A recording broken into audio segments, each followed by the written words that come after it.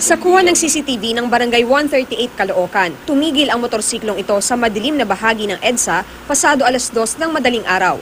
Hindi kita sa CCTV pero hinold up na pala ng riding in tandem ang isang babaeng nasa likod ng jeep at nag-aabang ng masasakyan. Matapos ang krimen, agad umalis ang mga sakay na motorsiklo at kumanan sa General Tirona Street.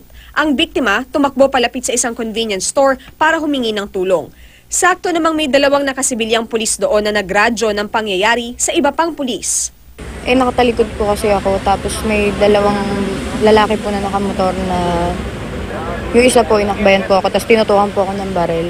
Sabi niya po hold up daw po. Anong ginawa niyo? Binigay ko na lang po yung bag ko, ma'am. Huwag daw po kang sisigaw. Tapos nung umandar na po sila, dun nagtatakbo na po ako siya. Matapos lamang ang ilang minuto, napatay ang isa sa mga suspect sa West Service Road ng Barangay 160. Kinilala lang siya sa alias na Tangkad. Kaya yung lahat ng mga mobile car natin umikot na. Binigay ang description ng suspect, binigay ang description ng motorsiklo.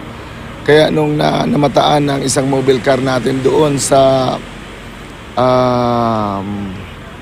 ano ba itong kanto dito sa malapit sa EDSA, hinabol na nila ito dito.